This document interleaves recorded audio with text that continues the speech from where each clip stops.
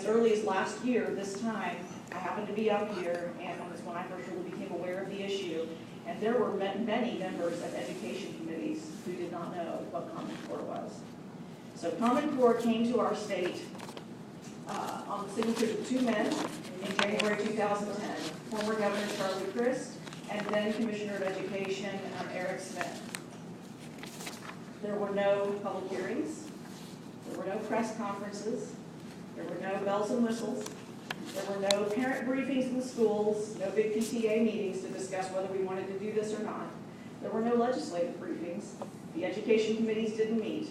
It simply came in on the signatures of those two men. I told you I was going to define terms, and I didn't. So let's define terms really quickly. There are really three main components of education policy.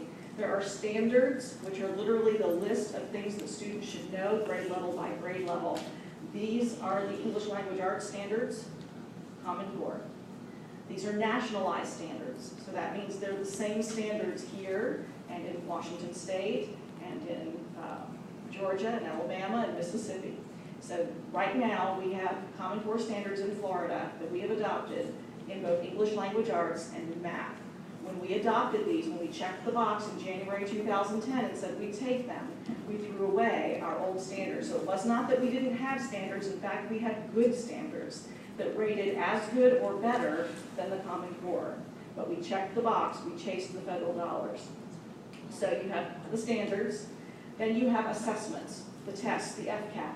FCAT's going away. And at first everybody was, great celebrations, the FCAT's gone, but it's being replaced by the test, which is testing the standards. How well are we measuring up to these national standards that we don't control?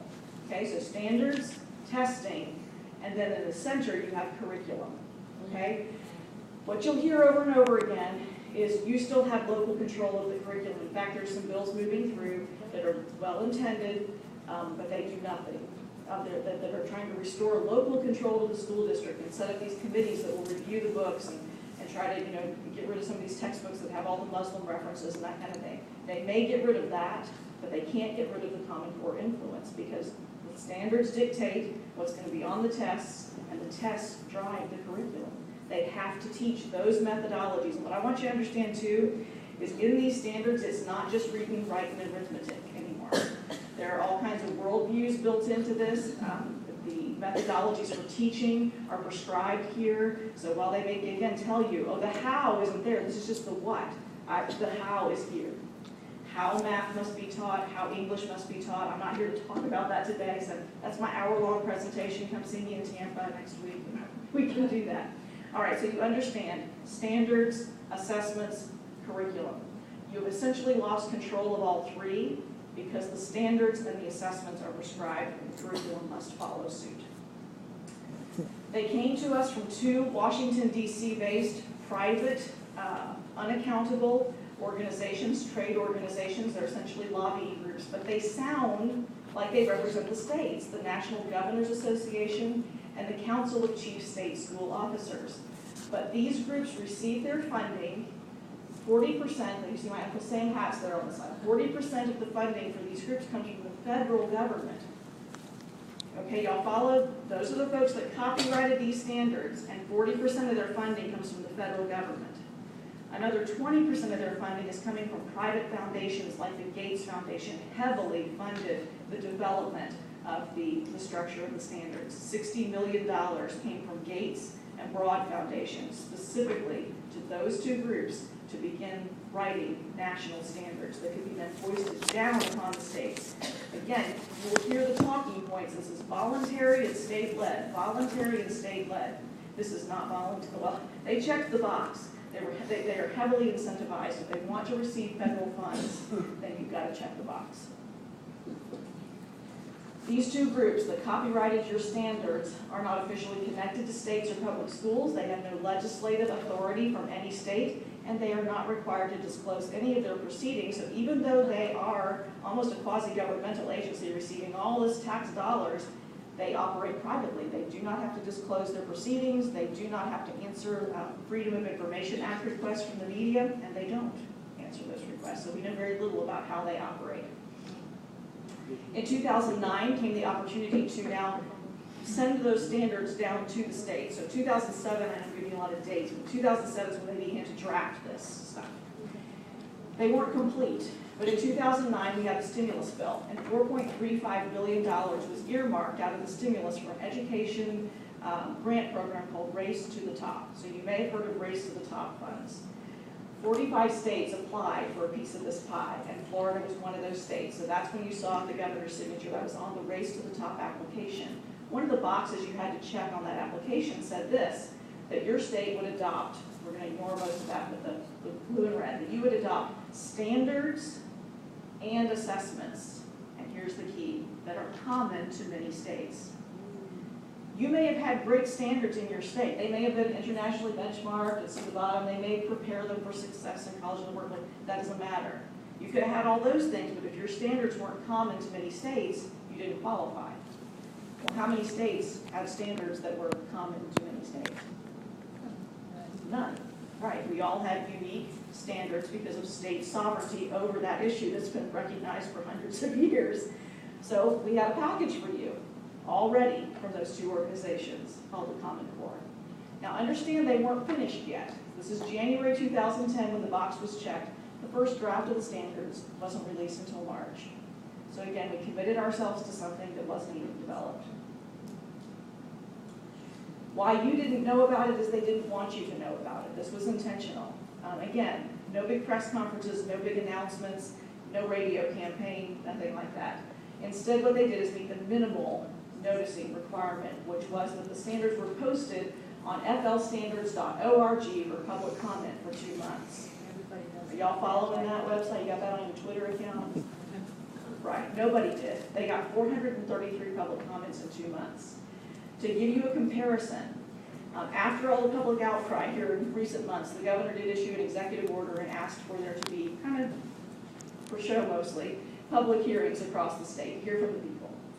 And so they had 3 public hearings. They reopened flstandards.org for 1 month, and they received more than 19,000 public comments on Common Core.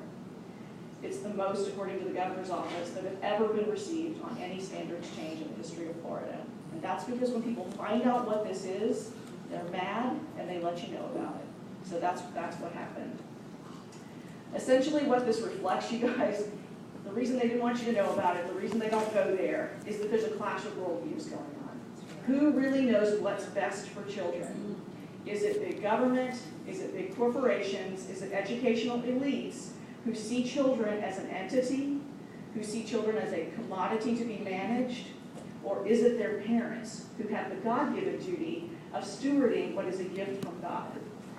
Well, the educational elites, I'm sad to report, on this issue include former Governor Jeb Bush, who has received more than $10 million from those foundations to promote implementation of Common Core. Most recently, $2 million came to his organization from Gates specifically to promote this, radio ads, slick pieces, talking points that go out, that kind of thing.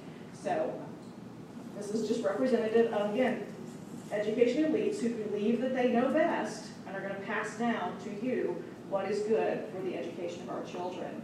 Occasionally it kind of slips out what they think.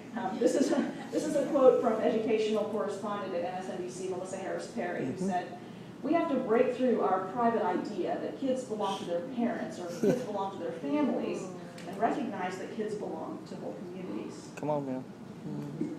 This is a former Massachusetts Commissioner of Education, Paul Reville, 2 weeks ago in a recent Common Core panel discussion. Paul Reville said, justifying Common Core, why we had to have it in all the states, because after all, children belong to all of us.